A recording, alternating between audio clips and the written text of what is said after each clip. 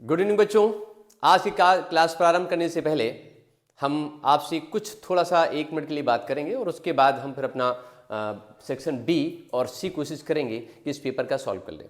बात हमें कुछ अलग से नहीं करनी, बस बात वही हमारी जो आदत है उस पुरानी बात करनी है कि कक्षा 12 के बाद में आप लोग अपनी स्ट्रीम डिसाइड करेंगे। कोई इंजीनियर बनेगा, कोई डॉक्टर बनेगा, कोई किसी और फील्ड में जाएगा, कोई सेना में भी जाना चाहेगा। और सेना का हम बहुत सम्मान करते हैं, इसलिए सेना के सम्मान में हमने 2-3 पंक्तियां लिखी हुई हैं और हम वो आपके साथ शेयर करना चाहते हैं। उसके बाद ही हम फिर आगे बढ़ेंगे। धर्म की उंगली पकड़, धर्म की उंगली पकड़, धर्म के पथ पर चले। धर्म की उंगली पकड़, धर्म के पथ पर चले। कभी आग तो कभी दरिया, कभी आग तो कभी दरिया, मौत के भी देखे जल जले। भयभीत हो खुद काल भी, भयभीत हो खुद काल भी, उनकी निडरता देखकर, उनकी निडरता देखकर। रणचंडियों की जने नाहर, रण बांकुरे जब रण में चलें, रण बांकुरे जब रण में चलें। बच्चों इतना ध्यान रखो कि आपकी देश की फौज, आपके देश की फौज आपकी लिए एक प्रहरी बन करके खड़ी हुई है, इसलिए उसका सम्मान सदैव अपने दिलों में बनाए रखें, उसके प्रति अपना सम्मान हमेशा प्रकट करते रहें।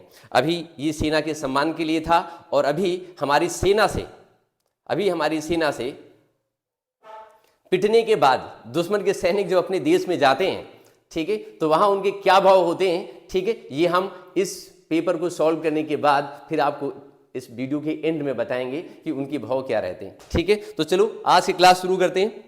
आज की क्लास में हम ये सेक्शन बी सॉल्व करने वाले हैं। इस बार जो पेपर का दिया हुआ है उसको सेक्शन बी में आप देख रहे हैं, in this comprise two very short answer type questions of 2 marks each. ठीक है, सेक्शन बी को सॉल्व करेंगे, कोशिश करेंगे सेक्शन सी को भी आज ही हम सॉल्व कर लें, प्रयास करेंगे कि सेक्शन बी आज ही सॉल्व हो जाए। ठीक है, तो देखिए इसको थोड़ा सा बड़ा करके पहले क्वेश्चन देख लेते हैं कि क्या है। क्वेश्चन नंबर 21 और क्वेश्चन नंबर 21 ये कह रहे हैं find the value of sine inverse sine 13 pi upon 7। इसकी वैल्यू हमें फाइंड करनी है। ठीक है, तो इस वैल्यू को फाइंड करने के लिए आपने क्या करना है, ठीक है, सबसे पहले तो हम एक काम करेंगे कि इसको थोड़ा सा छोटा कर देंगे पेपर को। क्वेश्चन सबको दिख गया होगा, ठीक है। ये देखिए क्वेश्चन लिखा हुआ है, जब पेन ले लेते हैं और दिखा देते हैं आपको कि ये क्वेश्चन है साइन इनवर्स साइन 13 पाई अपॉन 7, इसकी वैल्यू फाइंड करनी। तो इसकी वैल्यू फाइंड करने के लिए, ठीक है, 1 मिनट इसको पेपर को थोड़ा सा छोटा करके और साइड में लगा देते हैं, यहां से ऐसे। अब इसको हम यहां पे सॉल्व करते हैं। ठीक है, हमें सॉल्व करना है साइन इनवर्स। क्या साइन सॉल्व करना है? Sine inverse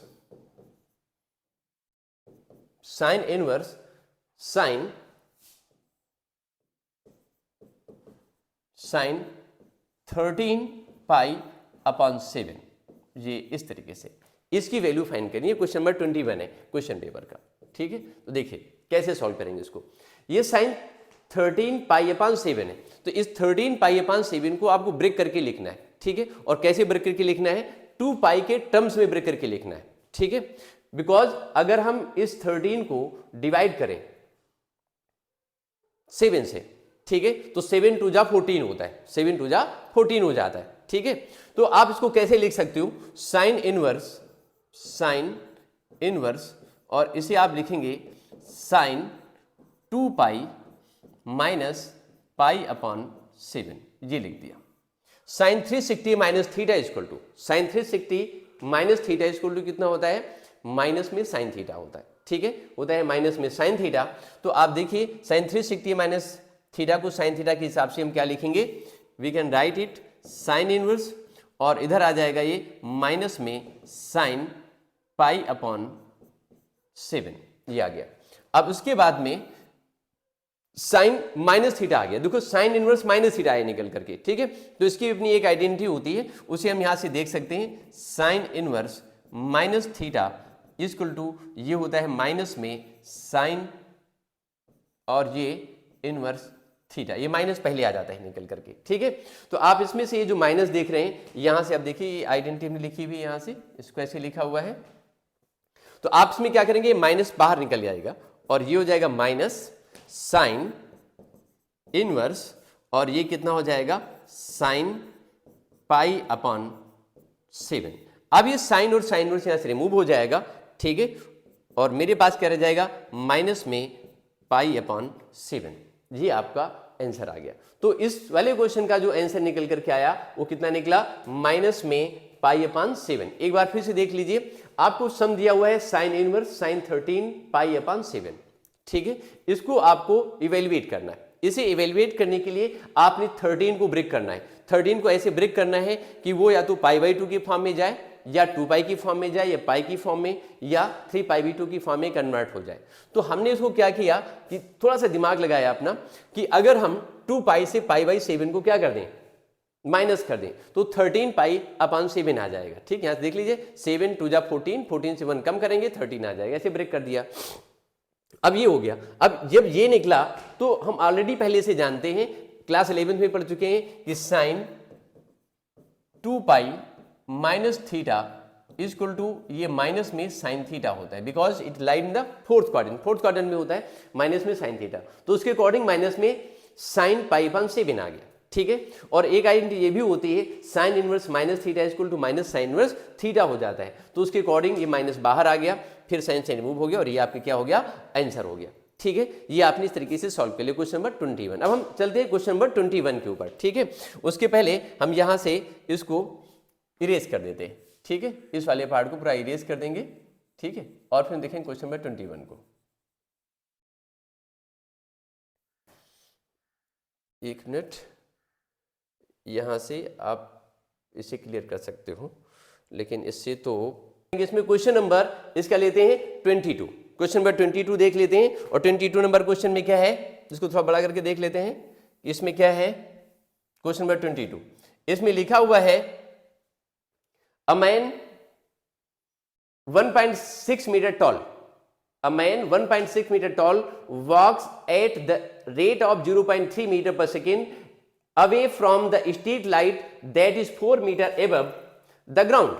At what rate is the tip of the shadow moving? At what rate is the shadow lengthening? Question का मतलब फिर समझ लीजिए एक बार।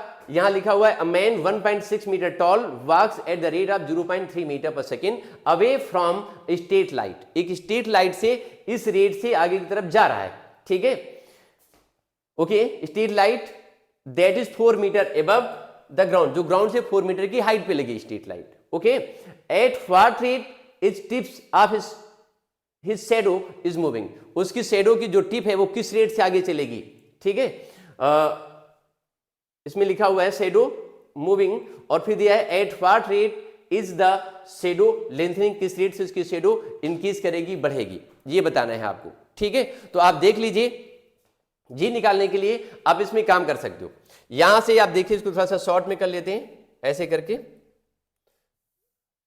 और इसको इधर करेंगे, इधर ले आइए। ये देखिए, एक फिगर बनाना पड़ेगा इसके लिए, क्वेश्चन नंबर 22 के लिए। ठीक है, इसके लिए कुछ एक फिगर बना लेते हैं क्वेश्चन नंबर 22 के लिए। We see the question number 22 number question में दिया 1.5 मीटर टॉल मैन, एक आदमी है जो 1.5 मीटर टॉल है। ठीक है, फिर क्या इसमें दिया हुआ है, walks at the rate of 0.3 metre पर सेकेंड। यहां से देखिए ये किस रेट से चल रहा है, इस रेट से चल रहा है। आप इसको देख लीजिए, ये ए हो गया, ये बी हुआ, और ये क्या हो गया, सी हो गया। क्लियर, ए बी और सी, इट्स ओके। अब आप इसमें इस पॉइंट को यहां से और देखिए ऐसे करके। ठीक है, ये मैन कितना है, 1.6 मीटर टॉल है, 1.6 मीटर टॉल है, ये मैन है 1.6 मीटर टॉल, और ये जो स्ट्रीट लाइट लगी है वो 4 मीटर एबव द ग्राउंड, ये 4 मीटर की हाइट पे लगी हुई है।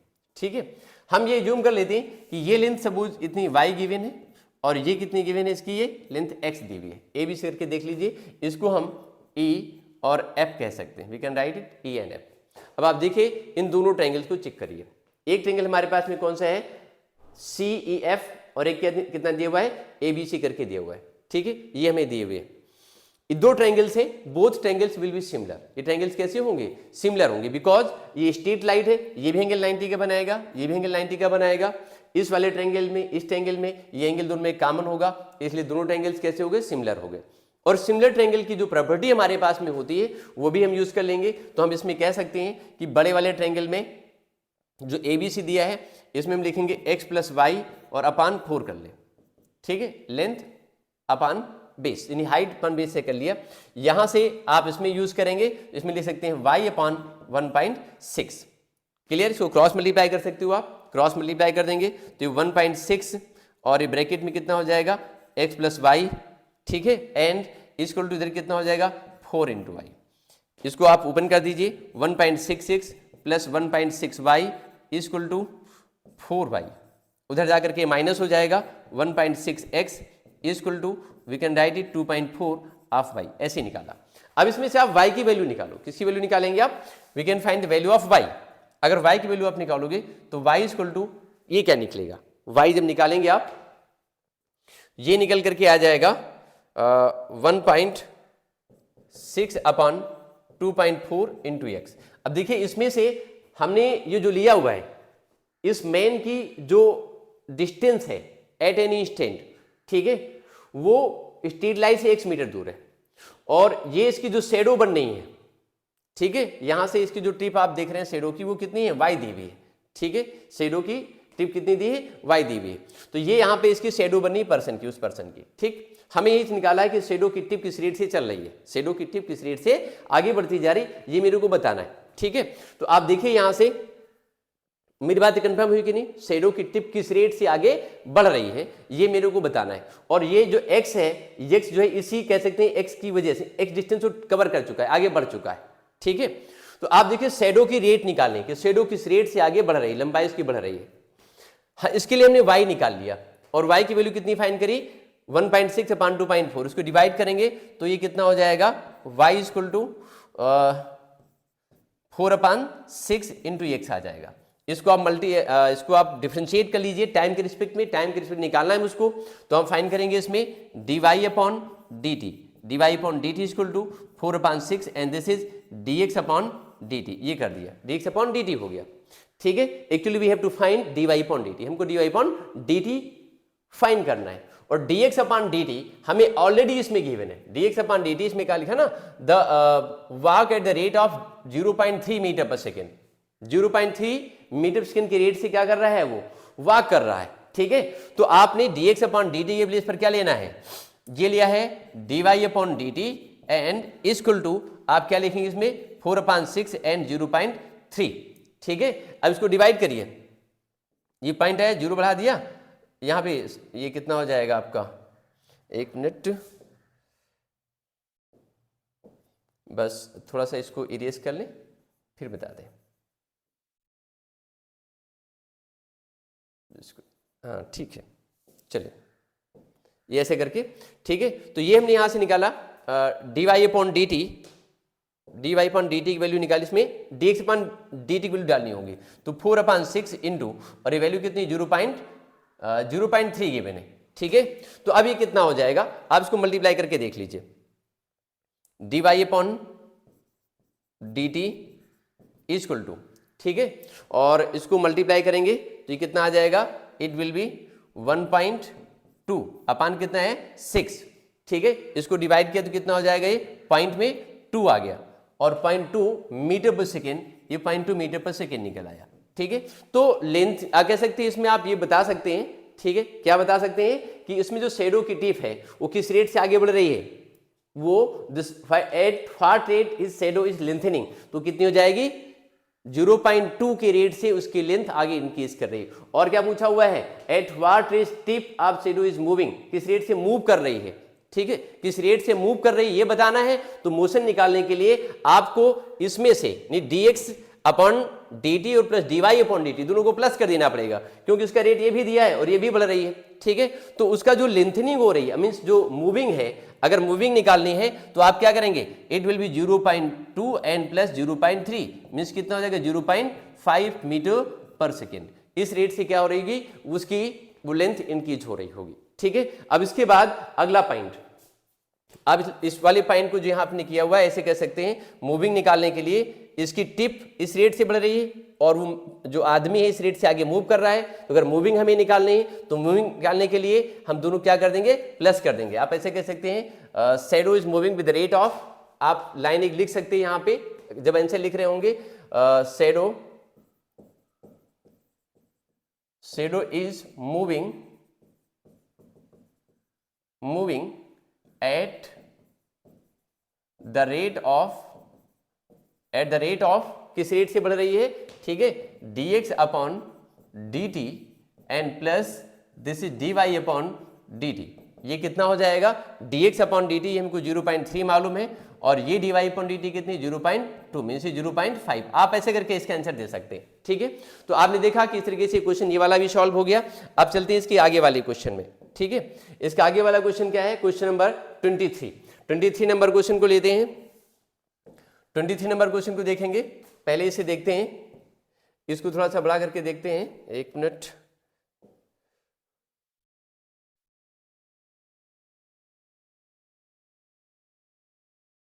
ट्वेंटी नंबर क्वेश्चन गिवन है, देखिए, if vector a equal to a minus I minus j plus 7k and vector b equal to 5i minus j plus lambda k, then find the value of lambda so that the vector a plus b and a minus b are orthogonal. Orthogonal का मतलब होता है कि both vectors are perpendicular to each other, हमको ये बताना है, ठीक है। तो इसके लिए हम क्या करेंगे, ऑर्थोगोनल बताना है कि बोथ वेक्टर्स आर ऑर्थोगोनल अगर a प्लस b करके दिया हुआ है, ठीक है।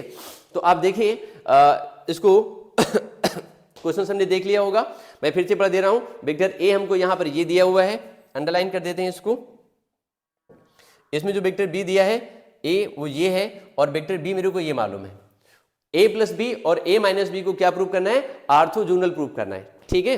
तो इसे हम कैसे प्रूव करेंगे, चलिए देख लेते हैं। वेक्टर a हमें कितना मालूम है, देखिए वेक्टर a क्वेश्चन नंबर 23 देखेंगे।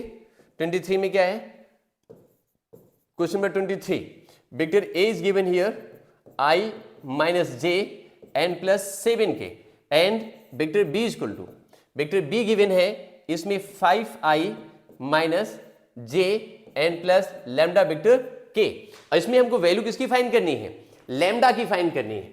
जबकि a प्लस बी और a माइनस बी कैसे हैं, बोथ आर ऑर्थोगोनल। ऑर्थोगोनल का मतलब होता है both are perpendicular to each other, ठीक है। तो अभी आपने सबसे पहले इसमें vector a plus vector b को फाइंड करना है, आपने a प्लस बी मालूम करिए। तो जो a प्लस बी होगा वो कितना हो जाएगा 6i और j ये माइनस में, ये भी j कैसा है माइनस में, इसलिए हो जाएगा माइनस में 2j एंड इधर जब k निकालेंगे तो k के साथ में आप देख सकते हो प्लस में 7 प्लस लैम्डा और इधर कितना होगा वेक्टर k आ जाएगा, a प्लस बी आ गया। अब हम vector b a minus b निकालेंगे, then vector a minus b, vector a minus b equal to a में b को माइनस कर देंगे। जब a में b को आप माइनस करोगे तो आपके पास कितना होगा, माइनस में 4i कैप, a में b को माइनस पर कितना हो जाएगा, दोनों सेम साइन के, इसलिए हो जाएगा 0j एंड जब इसमें इसको आप माइनस करेंगे, k में k को माइनस करेंगे तो कितना हो जाएगा, ये इस वाले पार्ट में 7 माइनस लैम्डा और ये k निकाल दिया, वेक्टर a प्लस बी निकाला, वेक्टर a माइनस बी निकाला। एक बार फिर से जल्दी से चेक कर लो, a प्लस बी करने पर 6i, ये minus 2j, lambda 7 plus lambda k हो गया।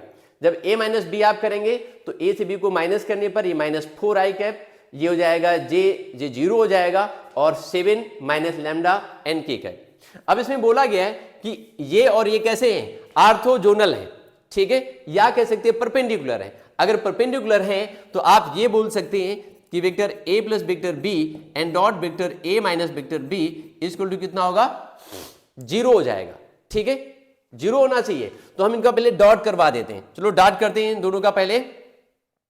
6 4 जा 24, ठीक है, i डॉट i, ठीक है, कह सकते हैं 6 चौक 24, ठीक है, ये भी कह सकते हैं, हिंदी में पढ़े, ठीक है। और प्लस माइनस ये 0 हो जाएगा, j डॉट j, आप इसको ना भी लिखें तो भी काम चलेगा।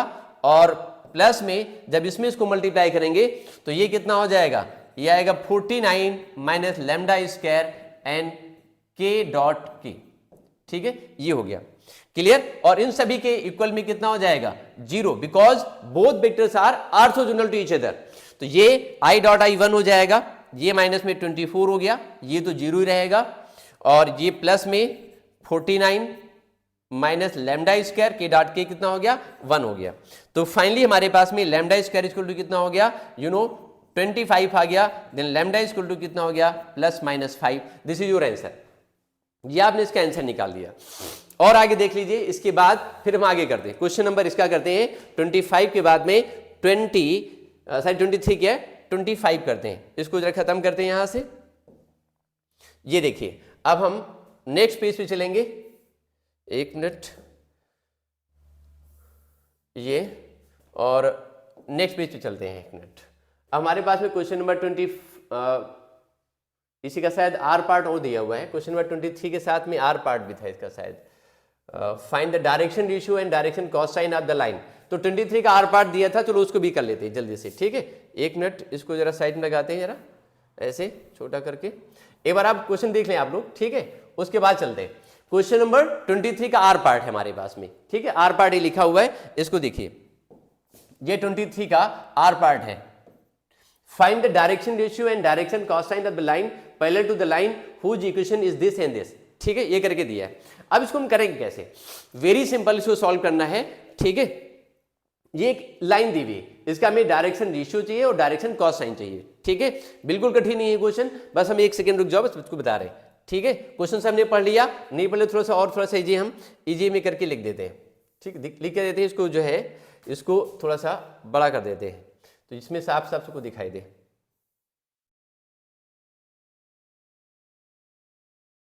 एक मिनट भाई, थोड़ा इधर चला गया, ये हाँ अब आ गया, अब आ गया, सबको दिख रहा है। ये देखिए 6x minus 12 equal to 3y plus 9, फिर इधर कितना है 2z एन माइनस 2, ठीक है, और इसे हमें बताना है इसका डायरेक्शन रेशियो और कॉस साइन, ठीक है।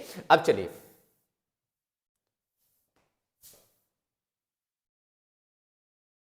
भाई, बार बार ये बड़ा हो जाता है, एक मिनट, अब सही है, यहां लगा लेते हैं ऐसे करके, अब ठीक है, ठीक। अब देखिए हम यहां से चलते हैं इस क्वेश्चन को सॉल्व करने के लिए।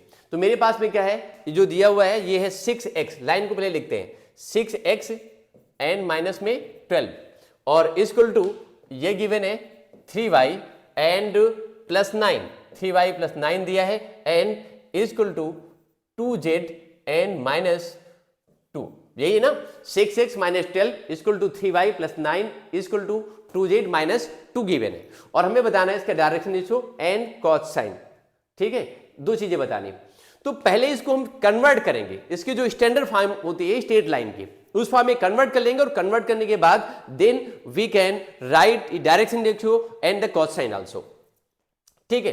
तो इसकी जो स्टैंडर्ड फॉर्म होती है लाइन की, उसको मैं यही लिख दे रहा हूं, इसी लाइन के नीचे लिख दे रहा हूं, ये होती है x minus x1 upon x2 minus x1, या ABC करके भी लिख सकते हैं, ठीक है, उसे आप ABC की फॉर्म में लिख लीजिए।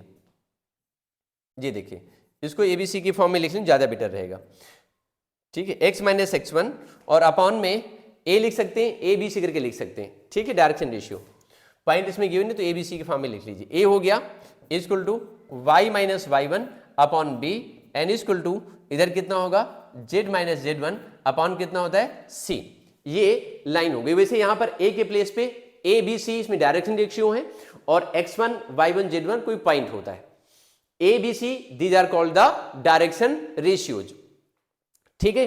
जो a b c दिया है, a को हम लिख सकते हैं x2 माइनस x1, b होता है y2 माइनस y1 अगर लाइन दो पॉइंट के पास कर रही है, एंड c क्या होता है z2 minus z1 if line is passes through from 2 points, तो उस केस में ऐसे लिख सकते हैं। और अगर हमें कोई डायरेक्शन वेक्टर ही ऐसे दिया हुआ है, एक पॉइंट दिया हुआ है, तो हम ऐसे निकाल लेते हैं। तो देखिए अब हम करेंगे क्या, पहले इस वाली लाइन को इस फॉर्म में कन्वर्ट करेंगे। जब इस लाइन को इस फॉर्म में कन्वर्ट करेंगे तो क्या हो जाएगा, यहां से 6 कॉमन हो जाएगा, इन दोनों में से 6 को हम कॉमन लेंगे, ये हो जाएगा x माइनस 2, इधर से हम 3 कॉमन लेंगे तो ये आ जाएगा y प्लस 9, इधर से अपन 2 कॉमन लेंगे तो 2 कॉमन लेने पे आ गया z माइनस 1, ये आया निकल के, ठीक है। और आगे देखिए, और इसे हम क्या लिख सकते हैं, और निकालने के लिए वैसे कायदे से तो यहां पर भी इसको हम प्लस माइनस कर दें, ठीक है, तो ज्यादा बेटर है, बिल्कुल स्टैंडर्ड फॉर्म में लिख रहे हैं तो इसे लिख देते हैं, ठीक है। अब देखिए यहां पर लिख सकते हैं ये माइनस और ये माइनस, ठीक है, ऐसे करके ऐसे लिख दिया, ये माइनस का 9 ले लिया क्योंकि y प्लस सॉरी 3 है यहाँ पे, सॉरी ये 3 है, इसको 3 तो 3 लेना पड़ेगा, 3 कॉमन ले चुके हैं ना इस चीज को, इसको हमने कॉमन लिया तो माइनस में हमें लेना पड़ेगा 3, ठीक है, ये 3 ले लिया, ये ऐसे करके, ठीक है। तो जैसे ब्रैकेट ओपन होगा तो प्लस में 3 आ जाएगा। अब ये बात सबको समझ में आ गई होगी, ठीक है। ऐसे देखिए 3 कॉमन लेंगे तो y प्लस 3 बचेगा, और प्लस को हमने माइनस में से कन्वर्ट कर दिया। ऐसे यहां पर भी देख सकते थे। तो अब आप देखेंगे इसे लिख सकते हैं आप x minus 2 upon 1/6 equal to, इसे लिखेंगे y माइनस 3 एंड ऐसे करके लिखेंगे 1/3 एंड इधर से लिखेंगे z माइनस 1 अपॉन 1/2। अगर यहां से हम कंपेयर करके देखें तो डायरेक्शन रेशियो हम इस लाइन से कंपेयर करेंगे इनके, ठीक है। तो जो डायरेक्शन रेशियो निकल रहे हैं वो direction ratio a comma b comma c ये जो निकले हैं वो डायरेक्शन रेशियो कितने हैं, वो जो डायरेक्शन रेशियो हैं वो क्या है, इस तरीके से 1/6 कामा 1/3 कामा 1/2, इन सभी का एलसीएम 6 होगा। 6 से इसको मल्टीप्लाई कर दो तो मल्टीप्लाई करने पर कितना हो जाएगा, ये 1 कामा 2 कामा 3, इस तरीके से ये डायरेक्शन रेशियो आ गया निकल के। और इसमें अगर आपको डायरेक्शन कॉसाइन चाहिए, आई होप सबको समझ में आ गया होगा, ठीक है। इसके बाद अगर आपको डायरेक्शन कॉसाइन चाहिए तो डायरेक्शन कॉसाइन जैसे एल होता है, एल इक्वल टू कितना हो जाएगा, a upon root a square plus b square plus c square. इसमें a हमारे पास में 1 है, b 2 है, c कितना है 3 दिया हुआ है। तो डायरेक्शन कॉसाइन निकालने के लिए आप क्या लिखेंगे, a upon root a square plus b square and plus c square, ठीक है। a square plus b square plus c square एक बार आप यहाँ पे निकाल लीजिए, ये कितनी होगी वही बार बार लिख देंगे, a square plus b square and plus c square. ये कितना निकलेगा, देखिए 1 का 1 रहेगा प्लस 4 एंड प्लस 9 मीन्स कितना हो जाएगा, ये रूट में 14 आ जाएगा, ठीक है। तो root a square plus b square plus square कितना हो, रूट 14। तो इसके अकॉर्डिंग अगर l की वैल्यू ये दी हुई है तो ये क्या निकलेगा, यानी कॉज एल्फा कह सकते हैं डायरेक्शन कॉसाइन, या l कह सकते हैं, ये हो जाएगा 1 अपॉन रूट 14 ऐसे करके आ गया। m अगर निकालेंगे आप तो m इक्वल टू कितना होता है, b upon root a square plus b square and plus c square, ये हो जाएगा 2 अपॉन रूट 14। और अगर आपको n निकालना है तो n इक्वल टू कितना हो जाएगा, c upon and root a square plus b square and plus c square. और इसके अकॉर्डिंग n क्या निकल के आ जाएगा, 3 अपॉन एंड रूट 14।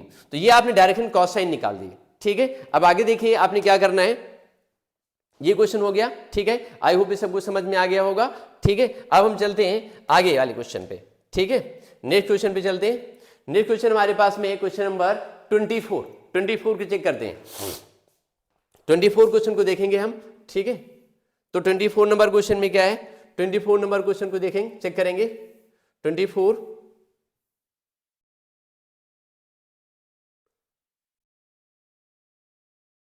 भाई इधर आ जाओ थोड़ा सा, ये थोड़ा सा बड़ा हो गया, ये इधर चला गया, ये आ गया, हाँ आ गया, ठीक है। अब देखिए क्वेश्चन नंबर 24, क्वेश्चन नंबर 24 क्या बोल रहा है, इसमें दिया है if y root 1 minus x square plus x root 1 minus y square is equal to 1 then prove that dy upon dx is equal to minus root 1 minus y square upon 1 plus x square. थोड़ा सा इसको और बड़ा करते हैं question को, जिसमें से आपको सबको साफ साफ क्लियर दिखाई दे। ये question number 24, see here question number 24 मैं मार्क कर दे रहा हूं, ये क्वेश्चन नंबर 24 है, ठीक है। ये हमें प्रूव करना है, तो इसे हम करने के लिए क्या करेंगे, ठीक है। बहुत आसान सा क्वेश्चन, हमें इसे डिफरेंशिएट करना है। तो डिफरेंशिएट करने के लिए अपन करेंगे क्या इसमें, ठीक है। इसको पहले छोटा करेंगे, इधर साइड में लगा देंगे, ठीक है। इधर ऐसे करके यहाँ पे इसको ऐसे करके ऐसे लगा देंगे और क्वेश्चन को यहाँ पे नोट कर लेंगे।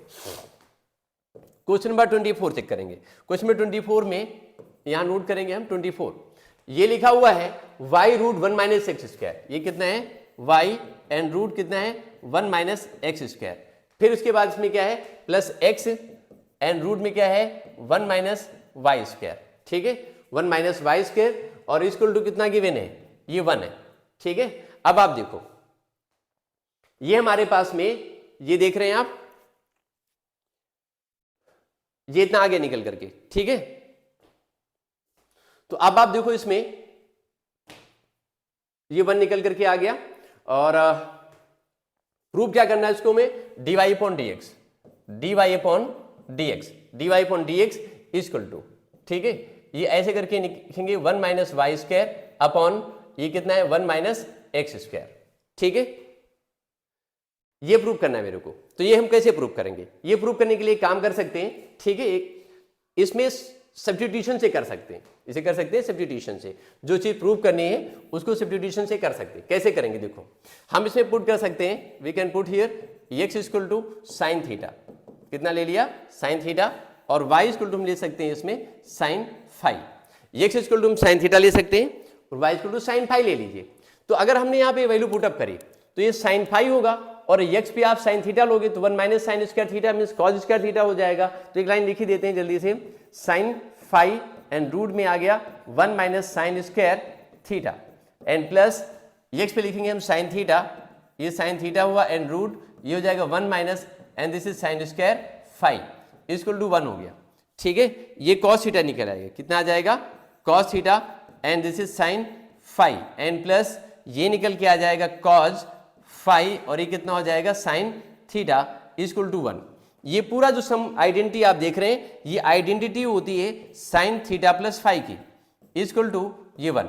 साइन में 1 वैल्यू होती है साइन पाई बाई 2 की।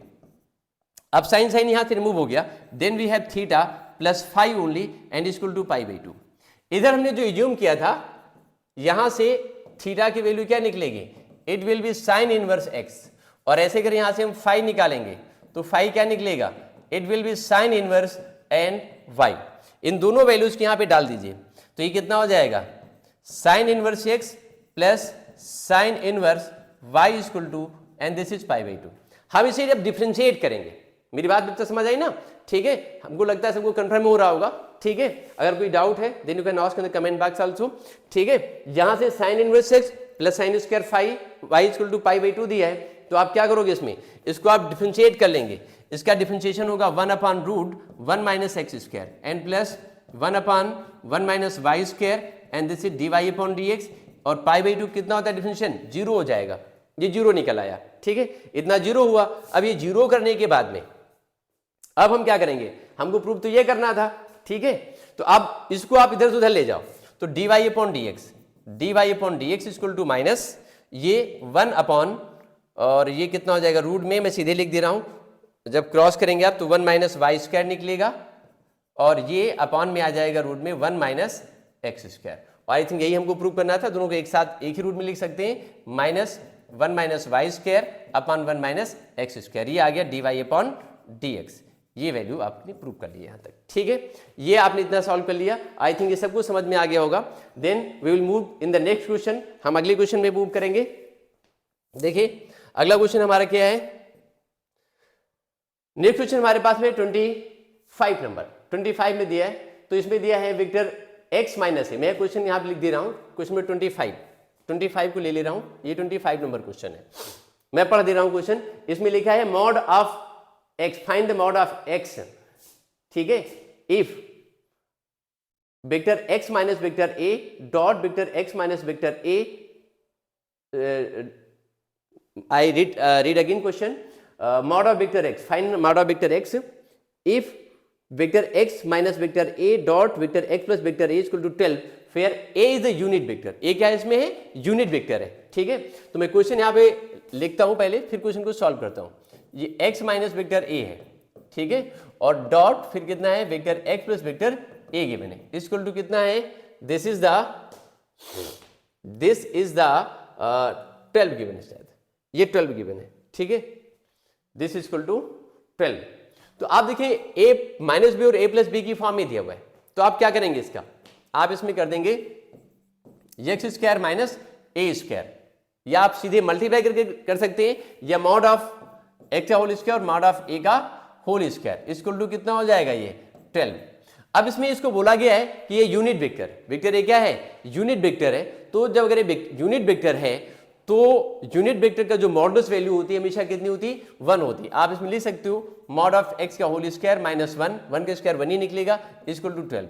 तो आप लिख सकते हैं मॉड ऑफ एक्स का whole square equal to 13 and then mod of x equal to plus minus and root 13।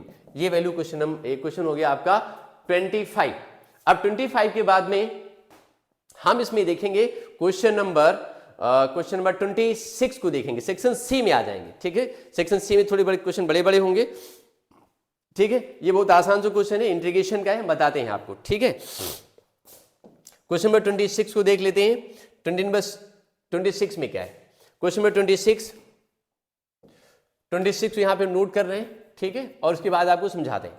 26 में लिखा हुआ है find dx upon root 3 minus, एक मिनट इसको थोड़ा सा बड़ा करना पड़ेगा, एक मिनट थोड़ा सा बड़ा कर देते हैं, इसे हमको दिखाई नहीं लग जाए। ठीक है, अब 26 नंबर क्वेश्चन को चेक कर लेते हैं। ठीक है, क्वेश्चन 26 में क्या है, find integration of dx find the integration dx and upon में क्या है रूट 3 माइनस 2x, रूट कितना है 3 माइनस 2x एंड माइनस में एक्स स्क्वायर। ठीक है, ये ऐसे हो गया, ये करना है। ये करने के लिए we can use your perfect square method. हम इसको परफेक्ट स्क्वायर बना करके इसे हम सॉल्व करेंगे। ठीक है, कैसे सॉल्व करेंगे चलो देखते हैं। सबसे पहले इसको हम x square plus b plus c की फॉर्म में कन्वर्ट करेंगे, लेकिन यहां पर ये उल्टा माइनस करके लिखा हुआ है। हम एक माइनस यहां से कॉमन ले दें, integration and this is dx upon एक माइनस अगर आप रूट के अंदर ही कॉमन ले लोगे तो माइनस यहां आ जाएगा, ये होगा x square plus 2x and minus में 3 हो गया। एंड आगे बाद इंटीग्रेशन देखिए dx अपॉन एंड रूट ये माइनस हुआ और इसे बनाएंगे परफेक्ट स्क्वायर, यहां मैंने लगा दिया ये एक्स स्क्वायर प्लस 2x। और परफेक्ट स्क्वायर बनाने का मेथड आपको पीछे वीडियो में बता चुके हैं कि x का जो कोफिशिएंट होता है उसके हाफ के स्क्वायर को प्लस करते हैं और माइनस करते हैं। इसमें x में कोफिशिएंट 2 दिया है, उसका हाफ 1 होगा, 1 के स्क्वायर में प्लस करेंगे वही माइनस करेंगे, ये प्लस किया और माइनस कर दिया, माइनस में 3 पहले से ऑलरेडी गिवन है। एंड इंटीग्रेशन ये हुआ dx अपॉन एंड रूट में ये माइनस, ठीक है ऐसे कर लिया आपने, ये हो जाएगा x और ये देखिए x प्लस 1 का होल स्क्वायर, यहां से 3 टर्म ये x प्लस 1 का होल स्क्वायर बन जाएंगे और ये माइनस में बन जाएगा 4। ठीक है, और 4 का मतलब होता है 2 का स्क्वायर। अब आप चाहो तो इस माइनस के अंदर अपेयर कर सकते हो, अगर इस माइनस के अंदर आप अपेयर कर देंगे देन इंटीग्रेशन ये कितना हो जाएगा dx अपॉन एंड रूट में कितना हो जाएगा 4 माइनस और ये कितना हो जाएगा x प्लस 1 का होल स्क्वायर। 4 को आप एक चीज और लिख सकते हो, 4 को आप लिख सकते हैं इसमें 4 को लिख सकते हैं 2 का होल स्क्वायर, इसे लिख सकते हैं आप 2 का होल स्क्वायर, यानी a square minus x square का फॉर्मूला बन गया। और ये फॉर्मूला होता है साइन का, किसका होता है साइन का फॉर्मूला होता है। साइन का फॉर्मूला क्या होता है integration of dx upon 1 minus x square. ठीक है, अगर ऐसे लिखा है तो साइन इनवर्स एक्स हो जाता है, अगर a square minus x square है तो क्या हो जाता है, तो उस केस में बन जाता है वो sine inverse x upon a। ठीक है, प्लस c, तो उसके अकॉर्डिंग इसका जो इंटीग्रेशन होगा वो आ जाएगा sine inverse x upon a means x plus 1 upon 2 करेंगे n प्लस c हो जाएगा। दिस इज योर आंसर, ये आपका आंसर हो गया। ठीक है, हमको लगता है बच्चों ये भी समझ में आ गया होगा आपको। हम चलते हैं क्वेश्चन नंबर 27 में। 27 नंबर क्वेश्चन को चेक कर लेते हैं, इसमें क्या दिया है। Question number 27 number question given है कुछ इस तरीके से, देखिए 27 नंबर क्वेश्चन में गिवन है 3 friends go for the coffee. ठीक है, एक तो थोड़ा सा बड़ा करके एक बार देखना पड़ेगा। 3 friends go for the coffee, they decide who will pay the bill by each tossing a coin and then letting the odd person pay. There is no odd person if all 3 tosses produce the same result. If there is no odd person in the first round, they make a second round and tosses they continue to do so until there is an odd person. What is the probability that exactly 3 rounds of tosses are made? ठीक है, पहले question का मतलब समझ लो। ठीक है, question का मतलब अगर आपको समझ नहीं आया तो क्वेश्चन तो आप सॉल्व भी नहीं कर सकते हो। ठीक है, क्वेश्चन में ये कहा गया कि 3 आदमी वो किसी कॉफी शॉप में कॉफी पीने गए। ठीक है, कॉफी पीने के बाद उन्होंने डिसाइड किया, ठीक है, कि इसका पेमेंट कौन करेगा। अब ये हुआ कि पेमेंट वही व्यक्ति करेगा, ठीक है, जो कॉइन को टॉस करने पर 3 बार कॉइन टॉस किया जा रहा है। 3 लोग हैं, कॉइन को टॉस करते हैं, पहले कॉइन ने टॉस किया, फिर दूसरे ने टॉस किया, फिर तीसरे ने टॉस किया। उसमें कहा गया कि जे पहले ने हेड टॉस किया और दूसरे वाले ने टेल टॉस कर दिया, ठीक है, तो वही पे करेगा।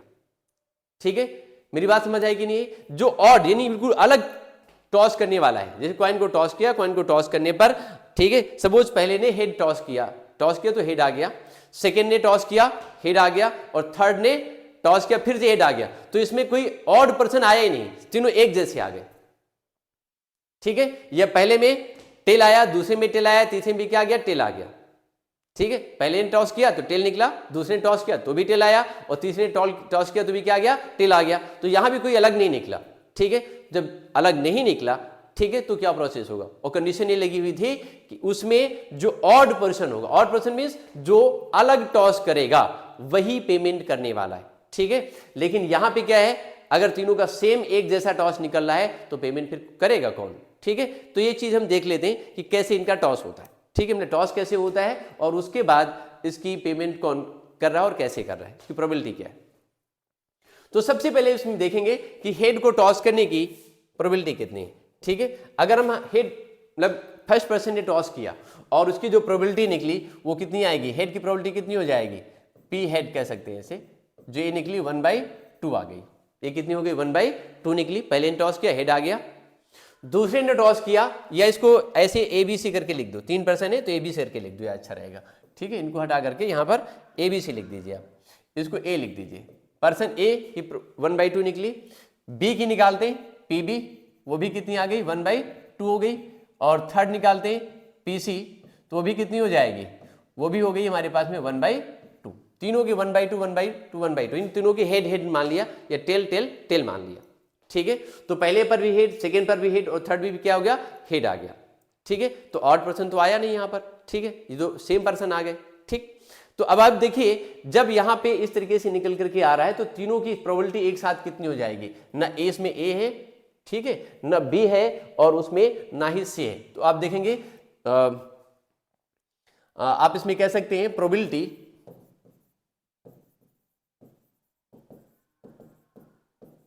प्रोबेबिलिटी ऑफ टॉस हेड और टेल, जो हेड या टेल टॉस करने की प्रोबेबिलिटी भी, ठीक है, by all 3 persons, by all 3 persons.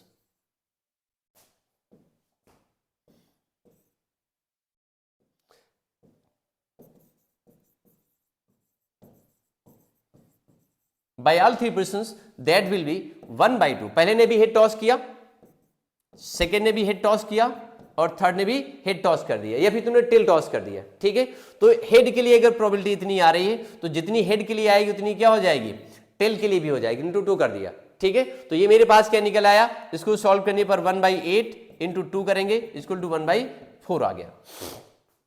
तो तीनों कैंडिडेट ने हेड टॉस कर दिया या तीनों कैंडिडेट ने टेल टॉस किया, इस बात की प्रोबेबिलिटी हमारे पास कितनी निकली, ये 1/4 आ गई। ठीक है, तो अब इसमें हम कंडीशन देखेंगे।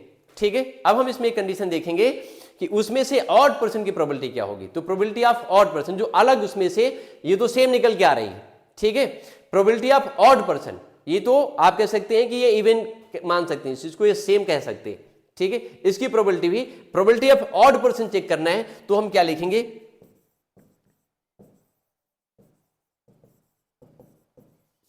Probability of odd person, probability of odd person equal to 1 - 1/4 equal to, ये थोड़ा सा सही से लिखना है इसको, एक मिनट, ये तो सही होना चाहिए कम से कम। प्रोबेबिलिटी ऑफ ऑड पर्सन,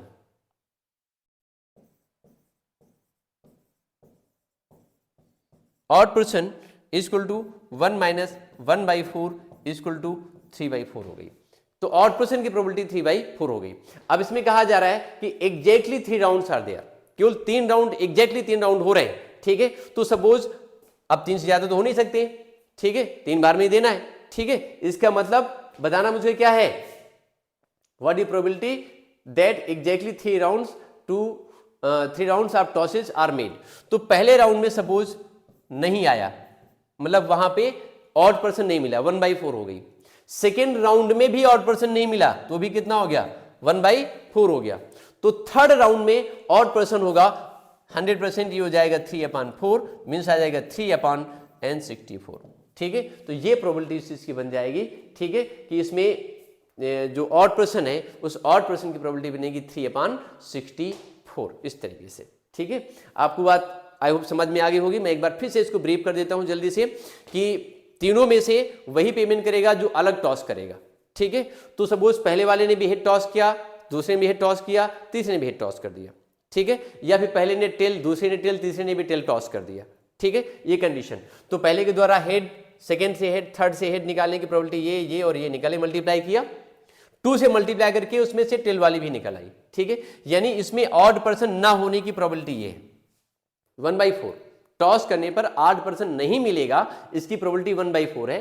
तो ऑड पर्सन मिलने की प्रोबेबिलिटी कितनी हो जाएगी, 3/4 हो जाएगी। ठीक है, और 3 ही राउंड हमने किए हैं, तो पहले राउंड में ऑड पर्सन नहीं मिलता है, सेकेंड राउंड में 8% नहीं मिलता है, थर्ड राउंड में 8% मिल जाता है, इसकी प्रोबेबिलिटी 3/4 होगी, मल्टीप्लाई कर देंगे और ये आ जाएगा। ठीक है, अब इसके बाद हम आगे चलते हैं, अगला पॉइंट देखते हैं। अगला क्वेश्चन हमारे पास में दिया हुआ है, उसको देखते हैं। क्वेश्चन नंबर इसका ये दिया हुआ है आर करके, इसी का 27 का आर पार्ट देख लेते हैं। अगर हम 27 का आर पार्ट देखेंगे तो इसमें क्या दिया, देखें इसमें दिया है find the mean number of the defective items in the sample of the 2 items drawn 1 by 1 without replacement from an urn containing 6 items which include 2 defective items. Assume that the items are identically in the shape and size. ठीक है, एक earn में वहां पे 6 items है, उसमें 2 defective हैं और उसमें के 2 आइटम्स को बाहर निकाला गया है। तो ये पूछा गया है कि उस चीज का मीन बताना है। क्या फाइंड करना है? फाइंड द मीन, मीन बताना है आपको। ठीक है, कि उसमें से जो 2 आइटम निकलते हैं, ठीक है, 2 items 1 by 1 defective items, find the mean number of the defective items in a sample of the 2 items. ठीक है, दोनों क्या आते हैं, डिफेक्टिव आते हैं, निकालते हैं, उसका मीन बताना है आपको। तो इसके लिए हम जल्दी से सीधे सीधे आपको टेबल बना करके समझा देते हैं। ऐसे देख ली, एक टेबल बना लिया मैंने, ठीक है, ये करके ये बनाई टेबल, ठीक, और ये क्या ले लिया मैंने, यहाँ पे x ले लिया, और ये क्या ले लेंगे, यहाँ से हम px ले लेंगे। अब आप देखिए, हमने 2 आइटम निकाले वहां से बाहर 1 by 1 विदाउट रिप्लेसमेंट। ठीक है, तो सपोज दोनों आइटम जो आते हैं वो डिफेक्टिव नहीं होते, ठीक है, यानी 0 कंडीशन। ठीक है, न पहला आया न दूसरा, यानी कोई डिफेक्टिव नहीं आया, 0 इफेक्टिव आ गए। सेकेंड कंडीशन हो सकती है कि उसमें से 1 डिफेक्टिव हो, और तीसरी हो सकती है कि दोनों ही डिफेक्टिव हो। ठीक है, तो हम यहां से एक चीज और भी लिख देंगे, यहीं पे लिख दे रहे हैं कि डिफेक्टिव आइटम होने की कंडीशन क्या है। हमारे पास आइटम कितने दिए हुए हैं, 6, तो PD, ठीक है, PD हम लिख दे रहे हैं। डिफेक्टिव आइटम की जो प्रोबेबिलिटी होगी, हमारे पास आइटम कितने हैं, 6, उसमें से डिफेक्टिव है 2, उसकी प्रोबेबिलिटी होगी 2/6, और नॉन डिफेक्टिव की जो प्रोबेबिलिटी होगी उसको हम PN से रिप्रेजेंट कर दे रहे हैं, PN, ये जो निकल करके आएगी ये हो जाएगी 4/n, दिस इज द 6, ये हो जाएगी, ये नॉन डिफेक्टिव और ये क्या है, डिफेक्टिव आइटम की प्रोबेबिलिटी होगी। ठीक है, अब पहली कंडीशन ये है कि पहला जो हमारा कंडीशन निकल रही, जो पहली कंडीशन आ रही है यहाँ पे, जिसमें 0 डिफेक्टिव, यानी पहला भी डिफेक्टिव नहीं है, दूसरा भी डिफेक्टिव नहीं है।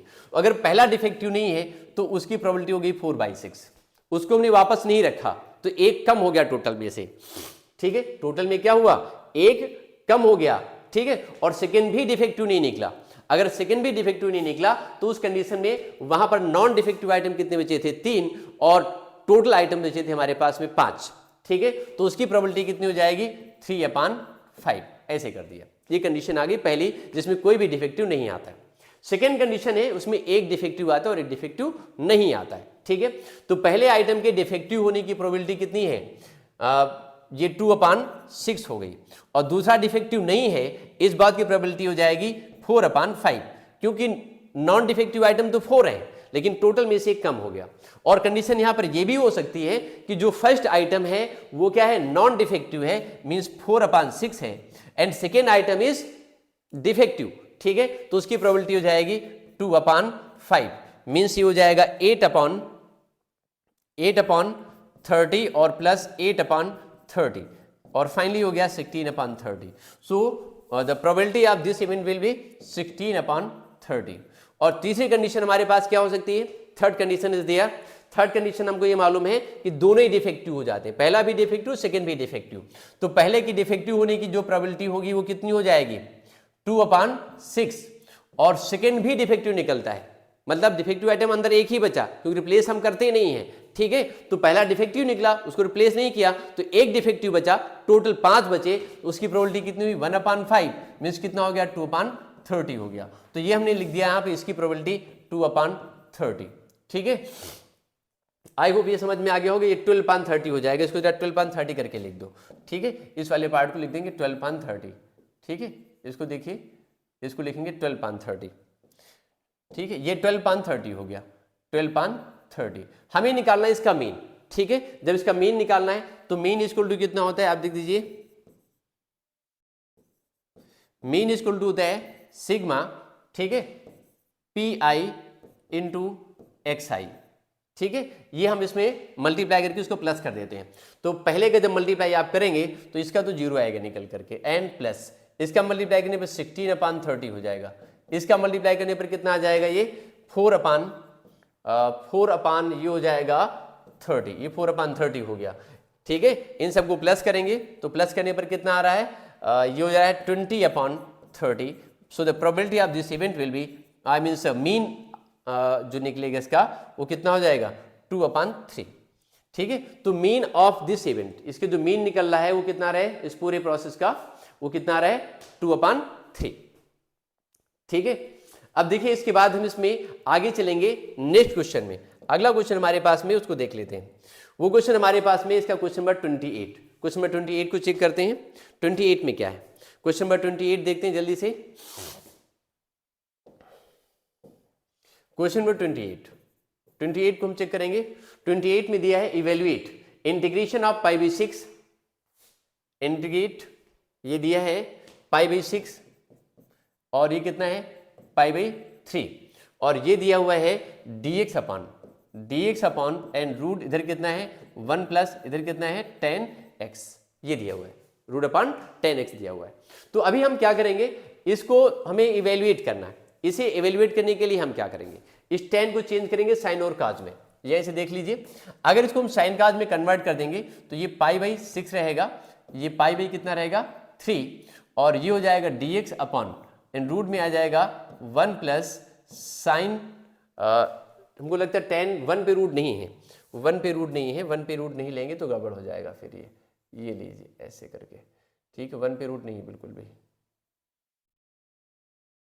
1 पे रूट नहीं है, 1 पे रूट नहीं है, 1 पे हटा दीजिए।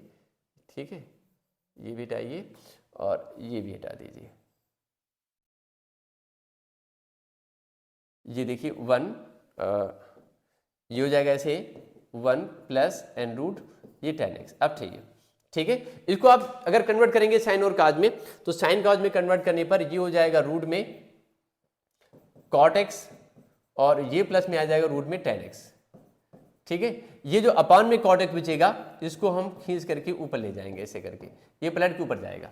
ठीक है, तो आप देखिए इसको आप i के को लेकर के चलिए यहाँ से, बल्कि यहीं से लेकर के चलिए, यहाँ से नहीं यहाँ से लेकर के चलिए, ये चीज आप i के को ले लीजिए। i इक्वल टू, और ये हो जाएगा π/6 और इधर कितना है π/3, ये रूट में कितना हो जाएगा, you know this is cot x upon root में कितना है cot x and plus root में कितना है साइन, ये 10x है, ये है रूट में 10x। ठीक है, ये है रूट में 10x, रूट में 10x दिया है, इसको 10x कर लीजिए, ये है 10x एंड dx, ये आप पहले को लेकर चल रहे थे। ठीक, अब इसमें आप प्रॉपर्टी यूज करेंगे। ठीक है, प्रॉपर्टी यूज करेंगे डेफिनेट इंटीग्रेशन की, और उस प्रॉपर्टी को यूज करके ये आपका आसानी से सॉल्व हो जाएगा। प्रॉपर्टी क्या थी वो भी प्रॉपर्टी देख लेते हैं। प्रॉपर्टी यहाँ लिख देते हैं a to b, ठीक है, और fx dx इसको क्या होता था a to b, और यहाँ होता था f a प्लस बी एन माइनस एक्स एन dx। बस वही आपको अप्लाई करना है। अगर वही अप्लाई करेंगे आप तो कितना हो जाएगा i इक्वल टू इंटीग्रेशन π/6 ये π/3। जब यहाँ पे आप लिखेंगे तो रूट में cot x है और इसमें लिखा a प्लस बी, तो a हमारे पास π/6 है और b कितना है ये π/3, दोनों को प्लस करेंगे तो π/2 हो जाएगा। π/2 यहाँ लिख देंगे तो ये cot ये आ जाएगा π/2 और माइनस में x आ गया। ऐसे ही अपान में कितना हो जाएगा ये cot ये π/2 और minus x and plus root में कितना हो जाएगा 10 π/2 और माइनस में x आ गया एन dx। ठीक है, इसको और आगे सॉल्व करेंगे। जब इसे और आगे सॉल्व करेंगे तो इंटीग्रेशन ये हुआ π/6 और ये कितना हुआ π/3, ये ऐसे करके निकाल दिया आपने। ये रूट में हो जाएगा 10x, ये कितना आ जाएगा 10x, ये 10x हुआ अपॉन इधर रूट में कितना हो जाएगा ये 10x और ये रूट में हो जाएगा cot x एन dx। ये ऐसे कर लिया, ये i है और यहां पर ये भी i है, ये और ये है, इन दोनों को हम क्या कर देंगे प्लस कर देंगे। अगर इसको हम प्लस करेंगे तो प्लस करने पे क्या निकलेगा, ठीक है, प्लस करने के लिए देखो आप यहां पे आप जब प्लस करेंगे थोड़ा सा मुझे रब करना पड़ेगा इसका ऊपर का पार्ट। ठीक है, मैं इसको थोड़ा सा रब कर दे रहा हूं। ये देखिए ये पार्ट मुझे रब करना पड़ेगा, ये देखिए ये भी रब कर दिया, ये भी रब कर दिया, और ये भी रब कर दिया, ये भी रब कर दिया, बिना उसके काम नहीं चलेगा। ये लो, ये रब कर दिया, ठीक है। तो जब इसे आप प्लस कर दोगे इक्वेशन नंबर, ये आप इसको 1 डाल सकते हो इक्वेशन, और इसे डाल सकते हो इक्वेशन नंबर 2। जब इक्वेशन 1 और 2 को आप प्लस करेंगे तो प्लस करने पर ऊपर आ जाएगा root 10x plus root cot x, upon में भी root 10x plus cot x. तो ये दोनों प्लस कैंसिल होकर 1 हो जाएंगे, और ये 2i, ये 2i इक्वल टू कितना हो जाएगा, 2i इक्वल टू हो जाएगा इंटीग्रेशन π/6 से π/3, और ये 1 इंटू dx आ गया।